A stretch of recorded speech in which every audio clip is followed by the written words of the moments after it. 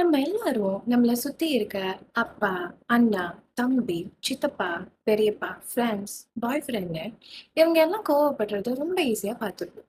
ஆனா, இவங்க எல்லாரும் ஈஸியா அழுது நம்ம பார்த்துருப்போமா? இல்லைங்க. இல்ல. ஏன்னா, கோவப்படுறது அப்படிங்கிறது ஆண்மையோட அடையாளம் அப்படின்னு நம்ம எல்லாம் கத்துட்டு வளர்ந்துருக்கோம். அதே தான் இந்த சமூகமும் ரொம்பவும் நார்மலா பார்க்கும். ஆனா, அந்த கோவத்துக்கு பின்னாடி வெளிப்படுத்த முடியாத, வெளிப்படுத்த தெரியாத சோகம், கவலை, தனிமை, சோர்வு அப்படின்னு 1000 அர்த்தம் உறைஞ்சிருக்கும். தெரிஞ்சுக்கங்க, இது உங்க தப்பு இல்ல.